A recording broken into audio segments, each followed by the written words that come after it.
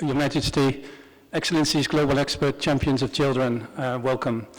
As the Director of ECPAT International, it's a privilege to be here and to be able to speak from the heart about an issue that's incredibly important to all of us, ending the sexual exploitation of children.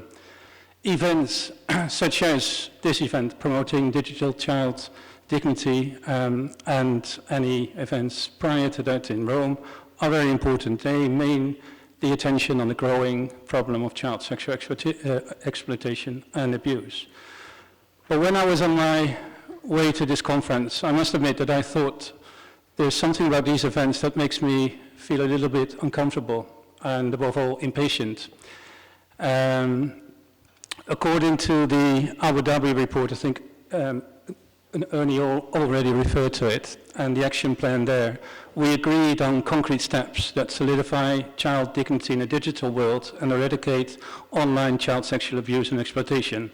And there was the Rome Declaration and so many other meetings. Yet here we are again doing almost the same thing a year later. Since then, since Abu Dhabi, we know that the problem of sexual exploitation of children has not changed in nature, though it has gotten worse. Much worse. Not nearly enough action has been taken, and we knew then what needed to be done. We know that sexual exploitation and abuse is exploding in scale. I think the example of the number of reports by NACMEC was already given by a few of the previous speakers, an increase from 8 million 2 years ago to 18 million in 2018. It's an explosive increase. We also know that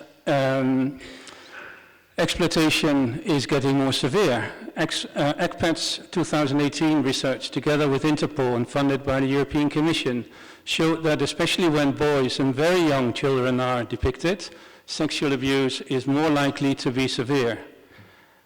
We also know that the exploitation methods are growing more sophisticated. From 2017 to last year, NECMEC reported a massive 541% increase in video images amongst the child sexual abuse material that they were seeing. An end-to-end encryption of social media platforms that allows offenders to stay anonymous is a real concern, as also the Holy Father this morning pointed out. Let's stop hiding behind privacy. This is about children, this is about the sexual exploitation of children. Let's do something about it. We also know that it's getting harder for law enforcement to fight this crime because of advanced technology, underfunding, and increased volumes. And finally, we know that no single country is immune from its children being sexually abused and exploited, offline and online. As historical and new evidence comes to light, we are increasingly aware that equally no institution is immune either, and this includes religious institutions. Ignorance of the law is no excuse. Until a few years ago, it was still acceptable to argue the scale and prevalence of the issue. We can no longer continue to ignore this global crime. To claim otherwise would be to consciously choose to remain blind and ignorant. And yet, things continue to stall. Since we last met in Abu Dhabi a year ago, ECPAT International has continued to act, and often in close collaboration with many people present in the room today. Some things we have achieved or initiated since then include, together with Interpol, ECPAT released research about trends in the severity of child sexual abuse based on the Interpol ICSE international database. ECPAT also supported the passage of a regional declaration endorsed by all 10 countries in the ASEAN region a few weeks ago to urgently act on online child sexual exploitation. We saw the massive data gap and have begun work to fill it with a multi-country research partnership with UNICEF and Interpol to paint a clear picture of online child sexual abuse in 8 African and 6 Southeast Asian countries. And thank you to Howard, my neighbor, and the Global Partnership for enabling this work. Another thing we did was seeing boy victims hugely underrepresented in research and policy. We started work on research this year that will amplify the voices of boys in Thailand who have experienced sexual exploitation. This includes children with diverse sexual orientation and gender identity, who are often more vulnerable to abuse because of discrimination and stigma. In collaboration this year with Benjamin and other members of the Committee on the Rights of the Child, we developed and had endorsed by the committee the OPSC guidelines that now take more into account the technological developments of recent years, and this will hopefully lead to better reporting, better human rights reporting by state parties to the Committee on the Rights of the Child. And last but not least are the many, many concrete achievements by the 111 ECPAT members across the world, such as the recent example of the rescue of 4 Nepali girls who were trafficked to Malawi. And you will be happy to know that the offenders, the traffickers, were arrested and are behind bars. I know that many of you have achieved similar successes and are equally passionate about this matter. And it's been great to see in the last year increased collaboration across all sectors, including religious institutions. Together, however, I think, as it's been mentioned a couple of times, these achievements are not nearly enough to do what's needed to protect our children. So let us build on the commitments from previous years and on the momentum of this year's 30th anniversary of the Convention on the Rights of the Child. Let us intensify our efforts, do more, talk less, speak up more, and when we act, let's keep in mind the importance of partnership. Ending the sexual exploitation of children is everybody's business.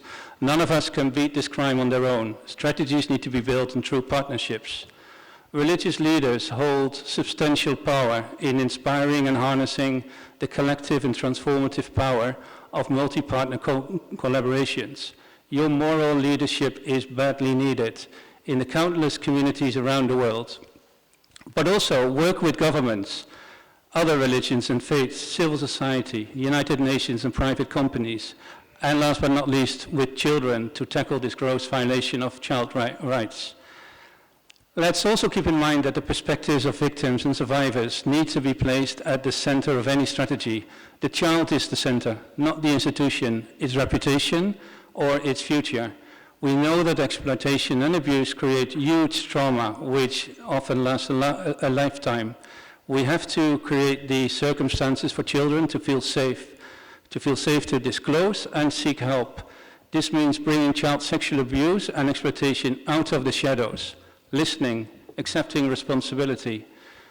Furthermore, across the world, various religions have been rocked by scandals of sexual abuse, yet religious institutions have sometimes been reluctant to cooperate with investigations of cases. Responses like these further injure victims and survivors who are seeking redress for abuse that they have endured. The young people who are victims must be at the heart of responses.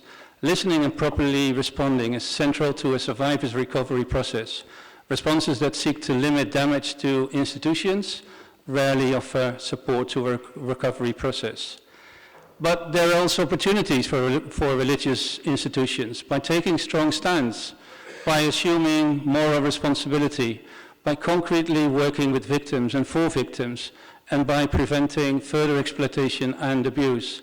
Religious institutions can position themselves as advocates for change, for positive change, for children. Almost 30 years ago, the ECPAT movement was born from a need to encourage awareness and dialogue about child sexual exploitation. We're no longer calling just for dialogue. The problem of sexual exploitation of children is growing day by day. The time for talking is over, it's time to act. I would like to conclude with calling on everyone, each organization, institution, and company represented here in the room, to commit to listening to children and survivors with respect, giving them back their dignity, taking responsibility where responsibility is yours, to commit to making your institution or organization accountable, train every single person on how to recognize indicators of abuse and how to respond, protect and nurture children who disclose abuse. Also commit to funding research, advocacy and campaigns that help us fight this crime, to better prevent it, to respond to victims and to prosecute offenders. Commit to funding programs that rescue children, that prevent online and offline exploitation. Commit to build partnerships that can influence change at national, regional, global levels. And commit to using your influence in communities. Worldwide, 5 to 6 billion people belong to a faith or a religion. Use your influence to make this world, our communities, a safer place for children. And finally, to paraphrase the brilliant young mind Greta Thunberg, who is an inspiration for those who fight the global environmental crisis. Just like we are fighting a global crisis of sexual exploitation of children, she said, I want you to act. I want you to act as you would in a crisis. I want you to act as if the house is on fire, because it is. Thank you very much.